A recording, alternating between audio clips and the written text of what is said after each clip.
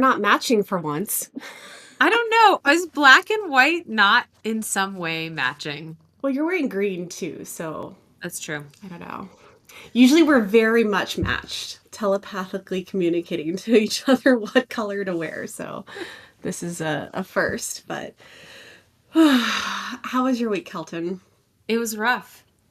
It was a Oh rough week. no. I lost a pivotal client of mine, about a third of our income, and I lost it to AI. I'm Krisserin Canary. And I'm Kelton Wright. Follow our quest to publish our first novels. From first drafts to query letters, through inevitable rejection, and hopefully eventual success. from California To Colorado, this is Pen Pals. shut Yeah. up. The CMO that I was reporting to really loved my work, but the CEO was like, we could get this for free. And I think that they're about to see that you need a good conductor for AI and that it doesn't just churn out good work because you ask it to. You need to know what to ask. So it's a bummer for me. I had to really turn my focus to networking this week. But I am looking for another mainstay client. If anyone is hiring a brand strategist, content editorial maven who's just a gem to hang out with and really good at what she does. I've been working in tech now for, well, my whole career, but in the last couple of years, founders and CEOs are very distracted by the new shiny thing. And AI is the perfect vessel for a know-it-all male CEO to think that he can get something for cheaper without actually realizing that, especially when it comes to the voice and soul of a brand. It's not something you're going to get from machine learning. So I'm so sorry to hear that. It's their loss, obviously. Yeah, it's a bummer, but I am just one of many people in centuries of technology taking away jobs, and I guess I just have to get a real estate license. That sounds like I could never see you as a real estate agent. Well, let me know what you can see me as because the runway on my career is looking quite short. It sucks working in these industries because I don't want to project my insecurities onto you, but ageism is real, especially in the tech industry. But I think the people who survive are the ones that can use the technology to further their work. But you'll find something, and hopefully it'll be something that pays really well. Yeah, let me know out there. Let me know what you find. It's tough. Today, I thought we could extend the conversation that we had last week. Obviously last week we were talking about the competition for ideas and where your book sits on the shelf amongst all of the other books in your genre. And what I took away from that conversation was really just needing to focus on the things that you want to write about, that we want to write about. And we've talked about this a little bit in the past, this like writing your weird. And so I thought today we could talk a little bit about what it means to write your weird and to find the people who respond to your weird, the weirdos that are weird with you. So I think that that'll be a really fun discussion, but let's talk about our goals a little bit from last week. My goal was to do nothing. Yeah. Did you do a lot of nice nothing? Well, no, not really. So after our conversation, I tried to think about what it was I wanted to get done this weekend. There's a combination of things that happened. Like one, for some reason, despite not getting up at 5 o'clock every morning, I've been exhausted this week. Just so tired, which is weird because I feel like, and maybe it's because where I am on my like menstrual cycle phase, but I've just been tired and I haven't been getting up super early. I've been sleeping in a little bit more. So I think that's like one thing. But there were two things that I was hoping to get done this week. One was to find my alpha readers, and I was able to find 3. Ooh. One of them's my mom. Hey, Mom. One of them's my mom. And then I actually yesterday just mailed my manuscript to a friend and then signed up to help out another friend who needs an accountability buddy. So I'm going to send her my manuscript and she's going to send me 20 pages every couple of weeks so that she's got someone waiting for her pages. Dang. So I did that. The other thing that I wanted to do that I did not get a chance to do, which will probably be my goal for the next week, is to actually figure out what my comps are. So Yeah. go to the bookstore and like do a little bit of research and figure out how I'm going to frame my book. So that's what I was hoping to do this week. And I did feel a little bit like icky and weird and insecure asking people, but because I knew Kelton, I was going to have to say something to you. I was like, I better just do it. Like, get out of Yay! my comfort zone. But it took some warming up. It was like like me I'm sitting there on my phone, sure. like, hey, do you want, like Yeah, awkward, trying to figure out how to ask, but I did it. So I'm very proud of you. And thanks. I think you'll be proud of me. Well, I I got hope so. 2,261 words. Hell yeah. I Yeah. love that. Yeah, I Good had job. definitely a mental breakdown after I got the news about my gig, but all of these words came before that, so lucky me. So, like, the last 2 days, I've just been, like, staring into the abyss, being like, "What am I gonna do?" But I did get the writing done, and that is the important part. We talked about distractions and the not knowing where your next gig's going to come from or having any instability in that place in your life is definitely a distraction. So it's great that you were able to get work done despite it. But what is that, like a 10% improvement on like week over week? Uh-huh, that's right. That's right. If I That's all we're put looking for. on my resume, I'd be like, "You're seeing gains week on week with me." Hockey stick. Hockey stick improvement. Well, I'm sorry to hear about your gig. I do hope though, I know this week you said you spent networking, but maybe that means this next week you'll have a little bit more time to write. Yeah, I mean, inevitably, the reality is that when you don't have work to do, there's other work to do. So I will try to at least use this next week, like while all the feelers are out, to really churn words to take advantage of that. You can't be trying to get a job every hour of the day. I don't know that many people. I don't have that many platforms to reach out to people on. So it's like I've done the bulk of the work. I have to send some like individual messages and some emails, but after that is done, I've got a gap of time and I'm going to have to fill it with novel.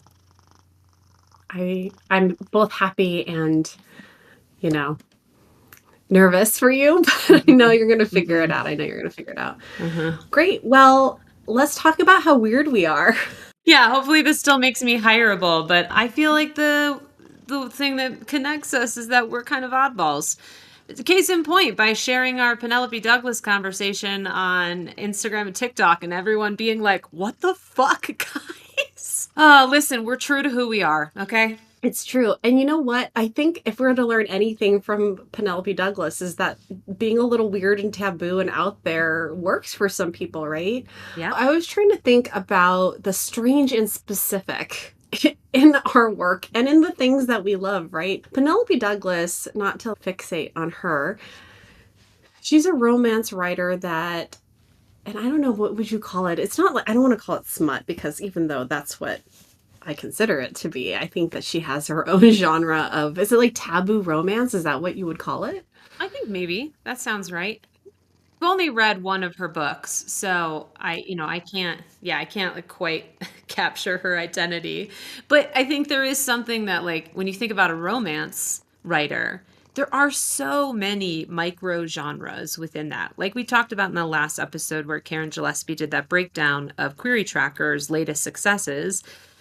The bulk were romance, but within that category, there were like 5 breakdown categories.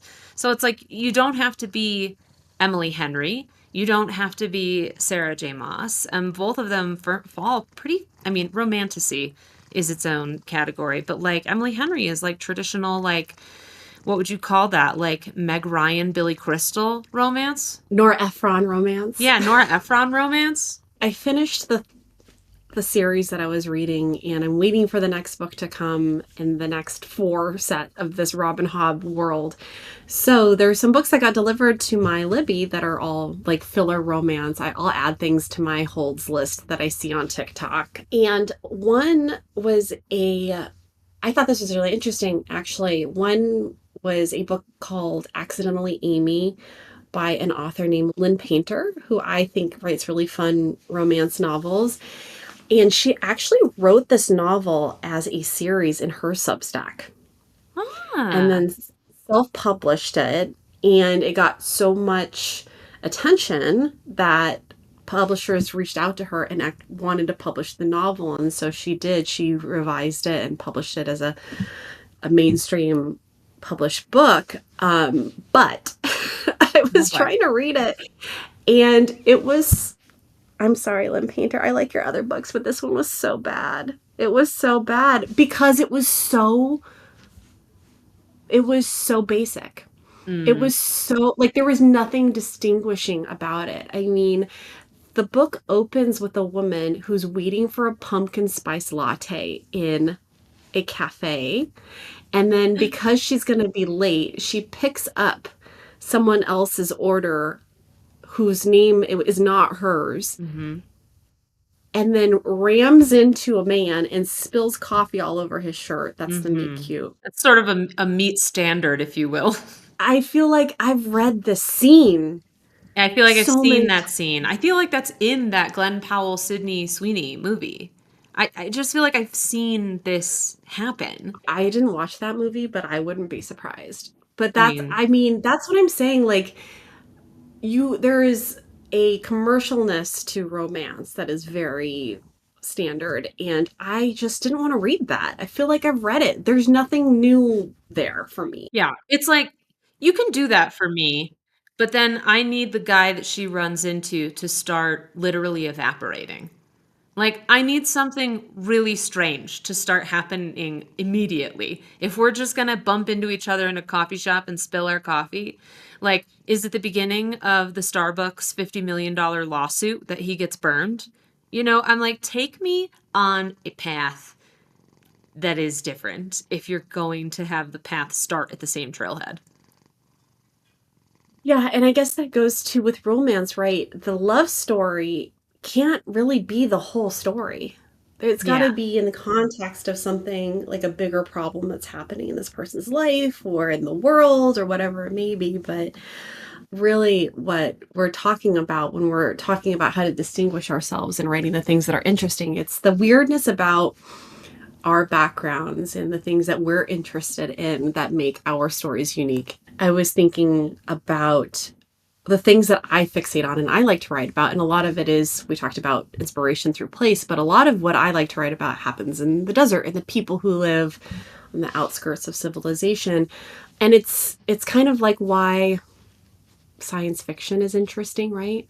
Is Mhm. you're taking humans and you're putting them in these extreme environments, and through those trials is when humanity really comes to the surface and we get to examine what it means to be human and how we react to these really wild things. And so that's what I'm looking for. That's what I like to write about.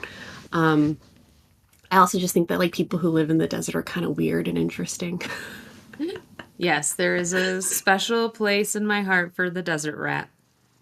Well, except for you hate the desert. Yeah, I don't belong there, but I like the people there. The desert doesn't want me. That doesn't mean I can't respect it from afar. Fair enough. What weird things have you found that you fixate on that your audience responds to? I mean, I had a list in my head before you said that your audience responds to. I mean, there's a bunch of weird things I fixate on. Anne Helen Peterson on her Substack Culture Study had a discussion thread this morning that was like, what is the very small hill that you will die on? And this is such a great question for the way that I approach my Substack, because it's those tiny hills that I often find the most inspirational, like why you should break down your cardboard, or like the fact that a dirt road does not ruin your car. It's how you drive on the dirt road that ruins your car. And these little niches of information about essentially where I live drive a lot of the subject matter. And I think when you have deep passion for these micro issues, even if someone doesn't necessarily relate to it, it's fun to read someone care about something, like deeply care about something, especially if you hadn't considered it before. You're like, oh, look at that. How peculiar. To use the metaphor of speeding down the dirt road, I feel like, I don't know about you, but personally, I feel like I just speed through life a lot of times. I was talking to Sabine last night. My husband's out of town, so we were hanging out in my bed. And I said, I feel like COVID just erased 3 years of your life for me. I don't remember any of it because we're just trying to survive through this time. And a lot of fiction that I really love is it's because it's making us slow down Mm-hmm. and to look at areas of life that we probably ignore. And even if it's while you're driving down the dirt road, taking care not to like speed and kick up dust into your engine or whatever. Maybe I haven't read it, I don't know. But I learned how to drive on a dirt road because I grew up on a dirt road. Mm-hmm. You know, Mm-hmm. and like after it rains, the dirt road can get washboardy and you gotta be careful of the ravines on the side and like the soft spots and all of these things. And it's like, I think that before technology, we all had to pay attention to Mm-hmm. survive the details of life. Like where are you placing your foot as you're walking through the desert? You have to pay attention. And I think in a fast-paced world, we don't do that. And good fiction is the stuff that makes us slow down and pay attention. Well, I think also, yeah, it's good writers. Good writers and especially comedians are so good at slowing down enough to look at what is happening and be able to relay it to the reader or the listener in a way that they're like, ah. For a comedian, it's like, I hadn't thought about it that way before. For a writer, it's like, it brings you back to exactly how you thought about it before. You just never had the words for it. And I think that the fact that we're both like attached to this idea of slowing down to capture these ideas. I mean, I'm so glad I started with the dirt road because that's like exactly the point. It's like, especially on our stretch of dirt road, if you go 45 miles per hour, you will finish that stretch of dirt road in 2.5 minutes. Now, people who have gone 45 miles an hour have hit animals. They've killed deer, one deer that was carrying two babies. So killed three for the price of one. One person here, it's just a plain old dirt road, flipped their car because they were going so fast. They're killing possums, they're killing porcupines, they're killing marmots, they've killed people's pets. And you know what happens when you go 25 miles per hour, which is the speed limit on this road? It takes 2.5 minutes, or it takes 6 minutes. 2.5 is the fast one. It takes 6 minutes. So you're saving 3.5 minutes for what? For what? You're driving on one of the most beautiful roads in the country so that you can get to the the grocery on time. Like I know people will be like, "Oh, I was late and I need to drop my kid off and like it was the final consequence," and like there's all these things that like pile on of a person relying on convenience so much that then they put themselves in this hole of being late. And I'm sure someone will be like, "Wait till your kid is older. Wait till you're trying to put shoes on a toddler." I'm like, "Yeah, I get it, but it's like I just think it's the consequences of the other way of driving through life so fast are such a bummer. And you can see them everywhere. This is me embracing my weird. This is me being like, slow down. I'm the old woman on the front porch, like banging her cane, being like, what are you doing on my dirt road?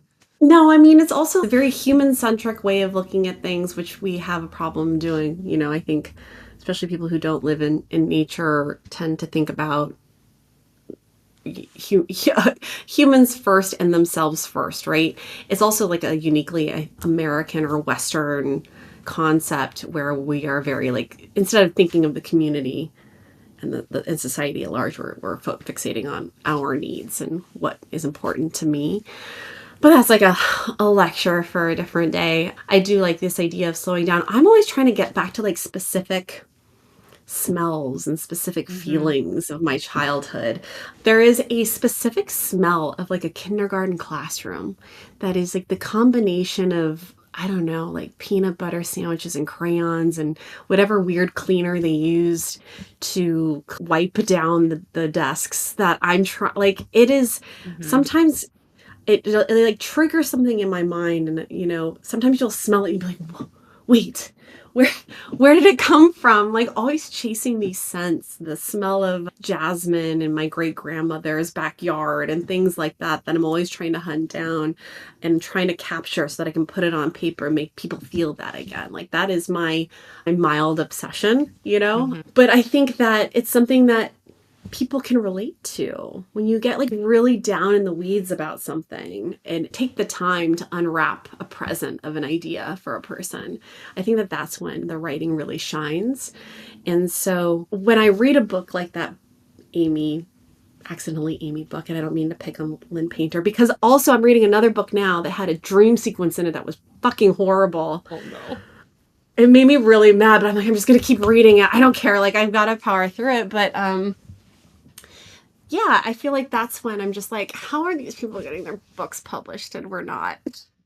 Well, I mean, the books we're working on right now, we don't know if they'll be published or not. Like I'm also reading a book this week that I it's fine, but I am surprised that it's available at every library.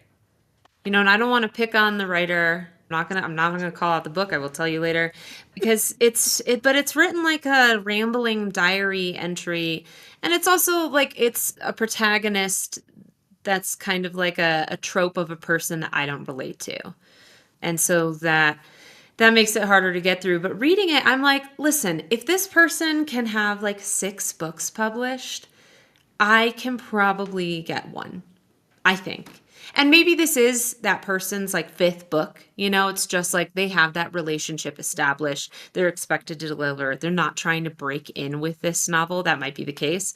But I will say they have embraced their weird fully. They have a style of writing that while I don't love it, I bet some people do. And so even though it doesn't blow me away as a piece of writing, it is uniquely them.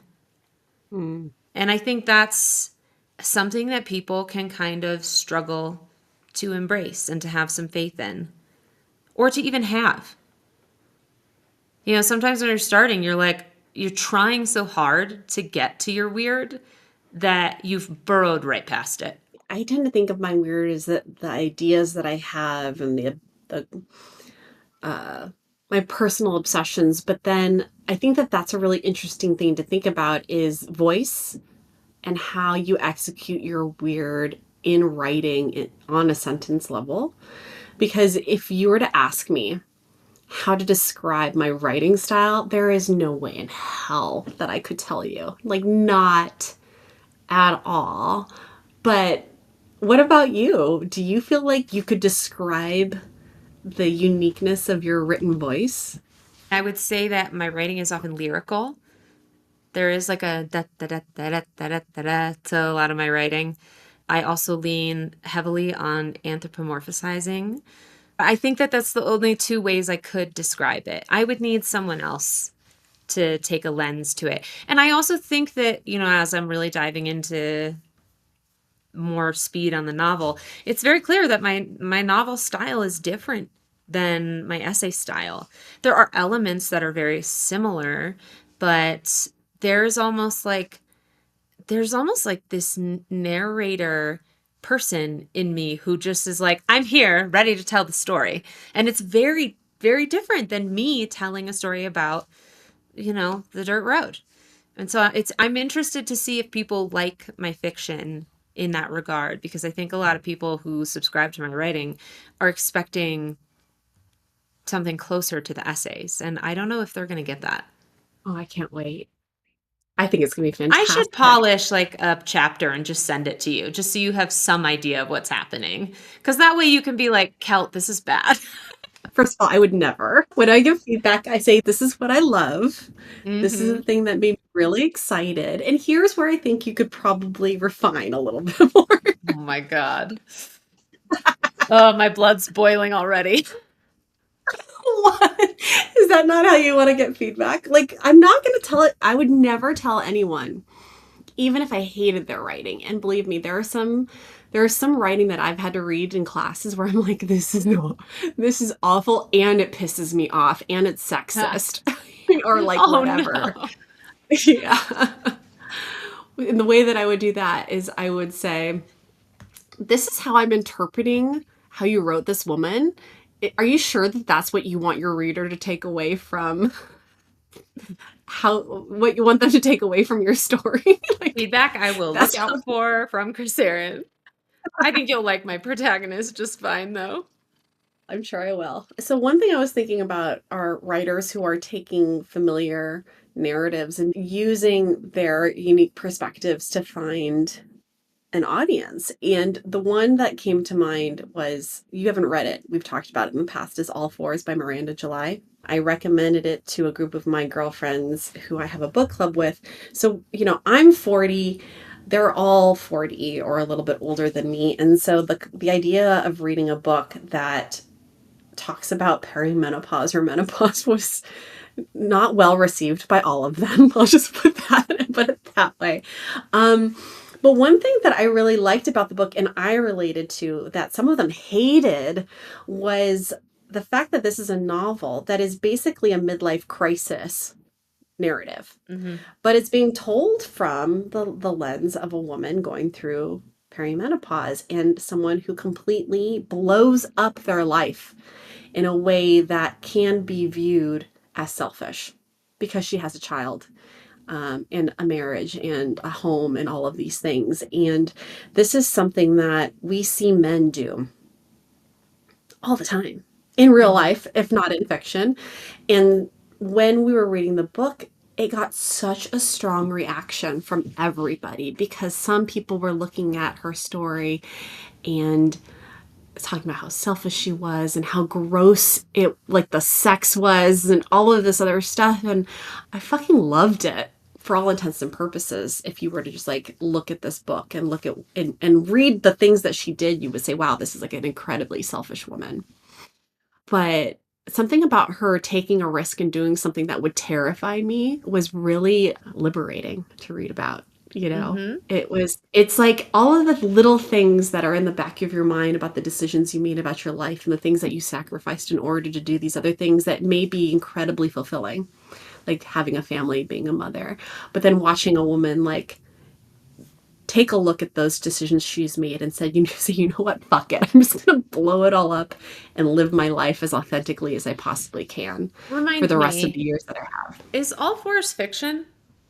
It is fiction, but she did do this in her real life. Okay, because I know that the reaction has been so visceral about Miranda July. And Hmm. I was like, isn't this book just a story? But, it's like the truth with women's art, people are very ready to connect it to their life and not necessarily with men's as much. I think it's tough with her because she was already super famous when she published that book. So, like, it got Hmm. traction immediately. It'd be interesting to know if someone wrote that book as their debut novel, debuting onto the scene of fame, what the reception would have been. But it's on my long to read list. Like we said, I love a morally great protagonist. I love reading about someone blowing up their life. Honestly, this just sounds like Eat, Pray, Love for the modern era. That book started with her blowing up her life, and then she just, went on a really long vacation. So, also, there weren't children involved, and that's like a really big part of it. Yeah, I think that is what makes it permissible, right? Is there's not a young child at home waiting Hmm. for them to come back. She didn't go on a wild vacation. She went to a motel in Monrovia. So it's That is one kind of wild vacation.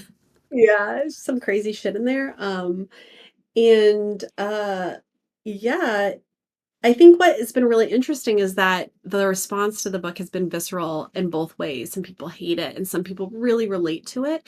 And she has since launched a Substack for her Hmm. listeners for people to read about her in general. But now there's this whole concept of an all fours book club where women are sharing their stories about how they blew up their lives or why they want to or what they feel like they sacrificed. And I think there is a universality, or and maybe not every woman feels this way, but you know, what the path looks like for most women. When you're born, there is this assumption that we're going to grow up and we're going to get married and we're going to have children. And people who deviate from that path are looked at funny. Like, why? Child free by choice. What's that? Like, oh, you Yeah. choose your career. You're going to regret that later. Oh, you don't want to have kids. Just wait. You're going to, like, the biological clock's going to tick and then you're going to want to have kids. And it's just, I think that anytime a woman does something outside of the path, it's interesting to me because Yeah, I'm and like, that's absolutely cool. to me. Yeah. And I love my child, but there is a part of me that really misses being a person who didn't want to have kids. I really loved that identity and was very happy in it for a really long time. And, you know, I've had a lot of great writing come from those feelings too. And I think that when you're addressing something that breaks the norm, the thing with a norm is that it's not actually how everyone feels. And so when you break that in your writing, it will attract people and delight them. I had one reader who has stuck with me from the very beginning who told me once, she was like, I don't agree with a lot of your life choices, but I really like to read about them. I was like, okay, glad to have you along for the ride. I appreciate you. And it's like you want to see other slices of life. And you also, whenever you have those like weird thoughts in the back of your head, when someone else writes about them, when you read that for the first time, it is like, ah, it is so good.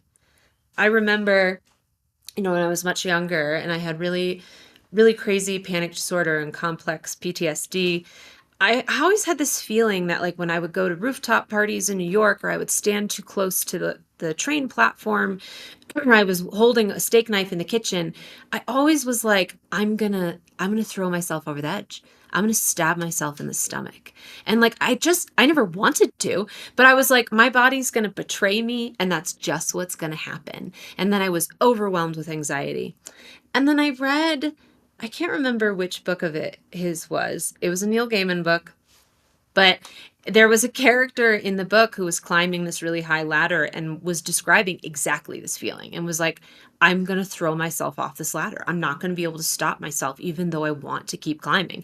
And reading that dark thought in a book, I was like, oh, so these thoughts are like really normal. Like if this is in like a very popular book, I am really normal. So there's a big swing between the norm and being normal where we kind of have to write through that space. And when people find themselves in it, you touch that nerve, like you said, like maybe not all women feel like they want to just blow up their life occasionally, but enough do. Enough are like, I have been following all of these rules and I just want to break some. That when you read it, you get that catharsis and you're like, ah. But of course, what comes with that is people hating you, inevitably. But when I wrote that dating blog and I got my first death threat, my friend Ozzy, she was like, you made it. And I was like, what do you mean? And she was like, this is how you're a good writer. Someone hates your writing enough to say they wish you were dead. And I was like, well, okay, well, let's frame it then. Jeez. I don't know if I ever want to get to that. Maybe I don't want to get published if that's I mean, no, I mean, go ahead. we say I mean a lot. And I think it's just to communicate that it's an extreme, they're kind of telling a story, and not everything will elicit that response.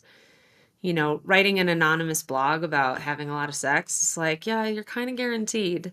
Writing a generational story about how women relate to each other, like, who is even going to read that would send you a death threat? This nice thing about writing for women is that your death threats go way down. you keep that audience tight. Keep it tight. Well, all of those intrusive thoughts really prepared you for motherhood then. Yeah. I mean, I think intrusive thoughts are great writing material. Absolutely. And it makes sense that people are either going to really relate to them or get really angered by them because people are trying a lot of times push down those intrusive thoughts and fears and Mhm. are trying not to pay attention to them. So when you shine a spotlight on them, it makes them mad. Like, I'm trying not to pay attention to these things, Kelton. Like, please don't shove them in my face. But I think that that's what makes good writing. I think that we all have things that live in the back of our minds that we are either haven't processed yet or actively trying to avoid or look at every once in a while when we feel brave. But it's good writing that makes us look at things in a new light or understand that the intrusive thoughts that we have, they're not abnormal. I have the same thought when I'm driving through Topanga and I'm like on the curved road and I think, oh, I could just drive right off the cliff. Uh-huh. Like I would never do it, but I think it's just your brain. I think it's like a normal human way of calculating risk. Yeah. I mean, mine's are fucked. Mines are fucked. Mhm. Mhm. Mines are fucked. Well, let's talk a little bit about finding the audience for your weird. So I mentioned Miranda July now has this like thriving group of women who relate to her and talk about their own experiences and now share their experiences, which actually part of the book that she wrote has this storyline about women who and I forgive me, I forget the name of the condition, but it's like the placenta ruptures during birth. Oh, an And abruption? yeah, it's called, there's like an acronym for it, but a lot of women lose their children when that happens during birth. And in the storyline, part of her birthing story and this other character is that they both had this thing and their children survived, but it was incredibly traumatic. And in the story is this fact that there was a community online of women who had dealt with this and were sharing stories, and it was a big part of her background. So the fact that now there is this online community of women who are sharing their stories about their marriages, and that is like, it's art imitating life, which I think is really cool. But you talked a little bit last week about how your newsletter is kind of like American Gothic. Like, you found your niche in your newsletter and you found an audience for your weird. So I'd love to talk about how you find an audience for your weird. How did you cultivate this followership on your newsletter of people who want to listen to your every word, who hang on your every word and wait for Shangri-Logs to appear in their inbox every week? Let me say that, like, I have tried to start many blogs and newsletters. So this is, of the two successful blogs and newsletters I've had, they are of probably 18 that I tried to start.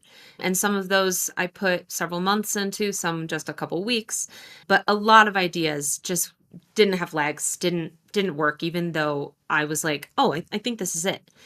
When I started Shangri-Logs and was writing about intentional living and nature, I got lucky with a few interesting people finding it and reading it. And the way that I had them find it is that I was active on their channels. And so I was really engaged in comments. And we've talked about like how do you grow your platform before, but I try to be incredibly authentic in my comments and say the weirdest thing I can about what's happening there and what I really genuinely want to say to that person. Like, my friend Holly Whitaker writes this amazing Substack called Recovering, and she wrote this piece about meeting her partner, and in it she just includes this one line about him being a sexual beast, and I was like, I can't not comment on that. And all I said was, hell yeah, sexual beast. And it's like, that's the kind of comment, though, where, like, if someone else reads that, they're either going to be like, I don't like that that's what she highlighted, or I do. And then they see Shangri-Logs, they see the little bestseller badge, which I have mixed feelings about, but they see that, they click through, maybe they read. And so I think of interacting as like they're like billboards essentially. And so I'm trying to, one, I want to just interact with my friends about the things that I love that they're writing. But if someone's going to see that comment, which is the nature of comments, like occasionally I will just like text Holly instead of going right to her comment field. But if you're putting a public comment, that is for public consumption. And so, like, you got to think about who you're attracting through those methods. I have thought a lot about the fact that Shangri-Logs is quite weird. It's a weird title. It's lyrical essays, and in a Substack environment, if you want to succeed, a way to succeed much faster is to have like a Substack, like I think it's called Slow Living by Molly Ella. She lives in the Scottish Highlands, I think. And you know exactly what that Substack is. It's Slow Living in the Scottish Highlands.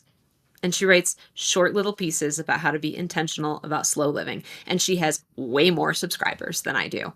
And I think about this a lot, where it's like, yes, there is a version of my newsletter that could be way more advice driven, because those sorts of things succeed really quick. You want to see people who have a shitload of subscribers, they're always writing things like investment strategies, how to grow your Substack, how to build a capsule wardrobe. It's all these advice, how-tos, and I have tried to go that path, and it is just not me.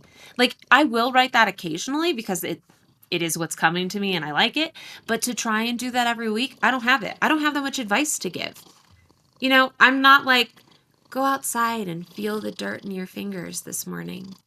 Like rest with the feeling of dirt underneath your fingernails for a day. Just don't wash your hands and see what comes of it at the end of the day.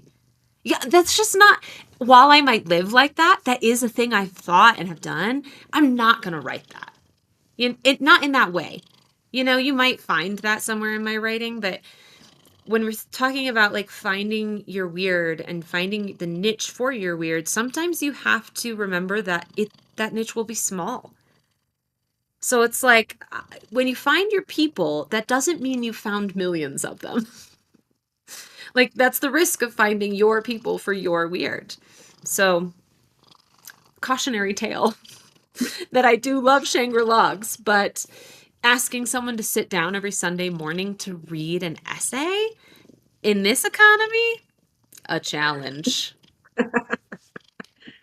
Oh, well, I guess one thing that I can take away listening to your description is like anything, no one is going to get it perfect on the first try, Mm-hmm. right? You A/B tested your way into a concept that is sustainable for you. And I think that that is really encouraging for me anyway, because it means that you can try and fail and find success on the road. And probably while you're doing that, you're refining the things that are interesting to you and you're just getting better at it as well, right? Yeah. But I do like the idea of like commenting on other people's Substacks, and I try and comment on all of my friends' Substacks, or at least open them and read them and like them and all of the things that are helpful. But what would you say to someone who wants to start a Substack? I'm asking for a friend. Well, I'd say you have to have an idea. Like, Mhm. your idea does need to boil down to a pitch line. Like, when I first started Shangri-Logs, it was relocation, renovation, and recreation at 10,000 feet. And it's like, that covers a shitload of topics, but it's concise and you know what you're getting. There's a lot of times when people start Substacks, they're like, I just want to write about my feelings and my reactions to the world and culture and the way that, and it's just like, that is not selling. Like, that might be what you're doing, but you got to think about your pitch line and boil it down. You can expand way past that pitch line once you have followers, as I often do. But to start, people have to know what they're getting if they're going to get it in their inbox all the time. And I'd also say you have to have a schedule, and that schedule could be once a month. You could be like, it's the first Monday of every month, and I write about ways to not lose your mind in the modern economy. And it's like, that covers almost anything, but it has a reason it's out on a Monday. It's like the first day when you're like, and it's like, you can cover yoga, you can cover like how you buy things, you can cover how you organize your cabinets, like whatever. But it's like, have a pitch line, have a schedule, and then subscribe to a bunch of shit and comment on everything, especially if it relates at all to what you're writing. And maybe before you launch it, write 4 pieces. Like I have this problem that many people share where when I get the initial seed of the idea, I just want to start. I just want to make it.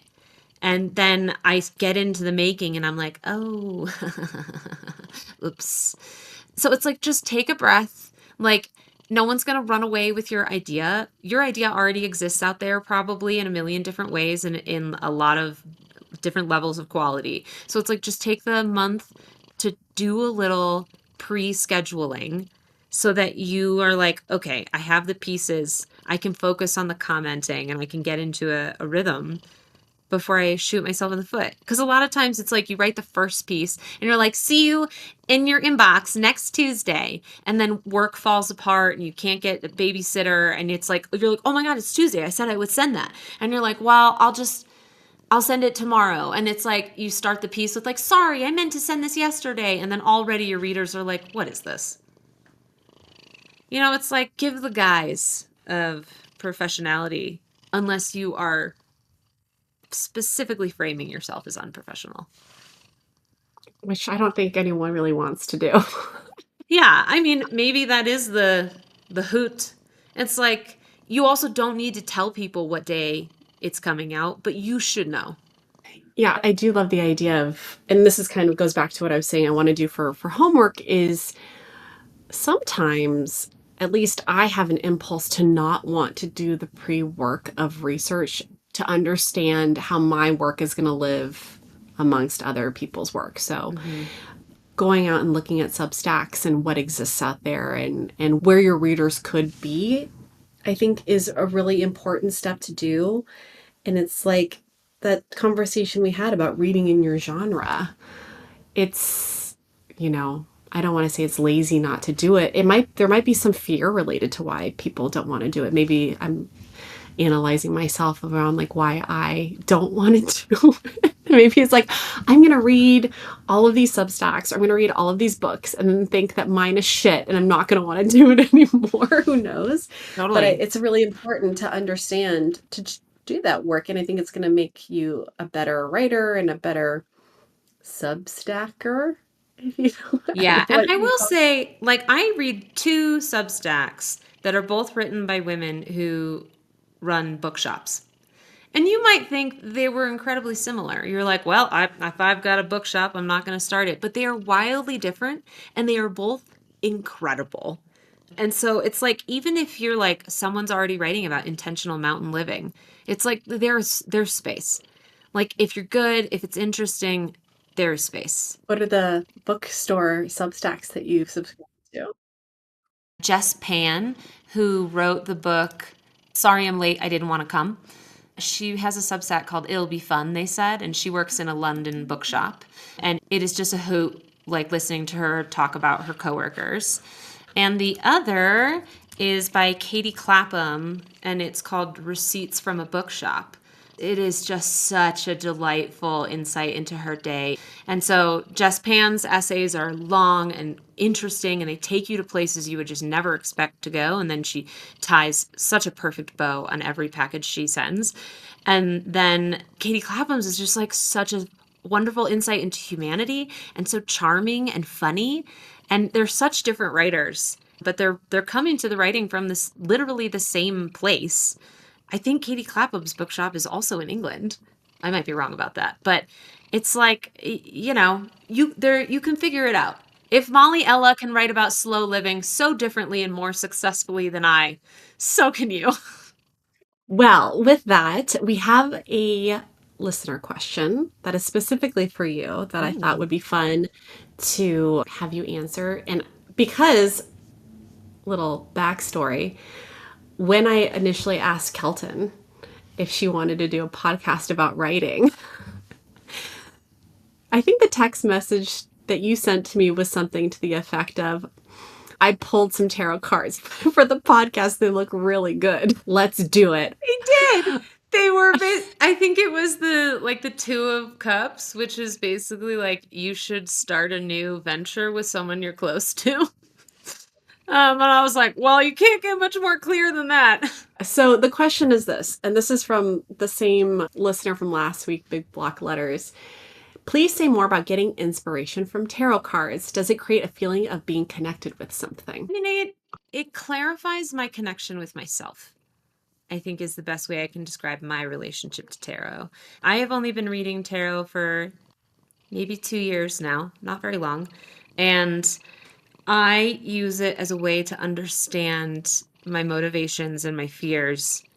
And I pull the cards. I have a relationship with my deck. I tried to follow some of like the recommendations about how to be in tarot. I asked my deck like what it wanted our relationship to be. And it basically, the cards I pulled describe the relationship of being a sister. And so that's how I see my deck. My ritual to read the cards is I have one of the cats like give it a headbutt. So it headbutts the deck. And then I pull a spread. I make my own spreads. A spread is like however many cards and like what you're asking of them first. So I'll be like, what is holding me back this week? What should I focus on? And what's going to bring me, where can I find joy? And I'll ask it something like that, and I'll pull 3 cards, and then I flip them. And then I don't know all the cards by heart at all. Now that the child is pulling some tarot cards for fun, he always pulls major arcana, which is like there's major arcana and minor arcana. And it's very funny to me that he pulls all the cards that are like the simplest, purest form of what's happening in his life. I'm like, oh, you really look at you. But when I pull those cards, I look up the meanings. I don't know all of them. I have a couple books, but if I'm going online, I refer to Biddy Tarot, Biddy. And I just am like trying to suss out what I'm feeling from what the cards are saying. And sometimes that means I'm like, I don't identify with a card.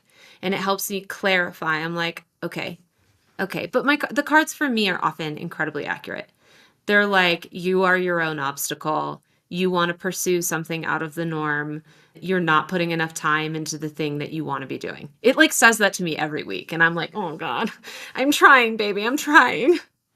So, get out of it what you will. If you're starting to get into tarot, there's 3 people who have online who have been good guides for me. They are Caroline Calla Donofrio, Catherine Andrews, and Lindsay Mack.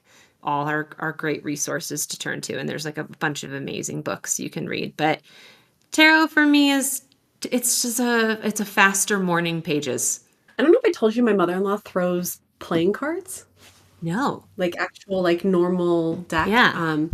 So she'll take the cards and she like blesses them like with the cross, which I find so interesting considering like Christianity hates that shit, Yeah. And then she uses just normal playing cards and she like I think there's like 3 rows and then she'll like throw them in different places and I have no understanding of how she derives meaning from any of it. But, my husband and I will ask her. Usually it's like job related. Like, I'm nervous about this thing. Like, do you think this is going to happen? But the thing is, she always tells us what we want to hear. So she'll be like, the money's really good here. She's watch out for someone with dark hair or like things like that. And I think that tarot can be that. It can be really generic. But that's sort of the point. It's like when we talk about how there's only like 10 real stories in the world. Like every time you hear that is what tarot is doing too. It's a standard story that starts with like the fool and who moves through this journey of development. And there are obstacles that we all face, and the tarot is it's just telling the story that's always been told. Telling you where you are on the journey from fool to death. I don't know. And rebirth. Very cool. All right, Kelton. Let's hear it. What are your goals for next week? Get a job? I mean, unfortunately, that is my primary goal. I really don't feel like I can rest until I like know that I can feed my family. So if you know of any retainer clients, hit your girl up. But no, I think for the novel, it's days.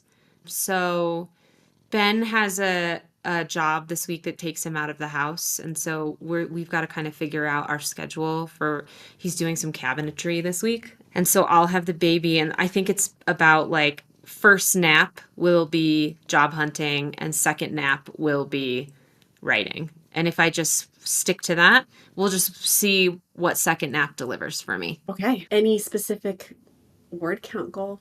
or No, no? no, not this time. I gotta go easy on myself this time.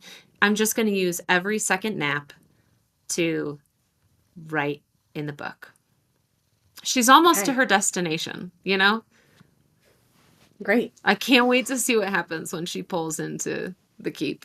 You're winging it. You're pantsing that, I'm huh? pantsing it right now. Yeah, I mean, there's still that outline floating in the back of my head, but right now, she's just driving and I am in the car.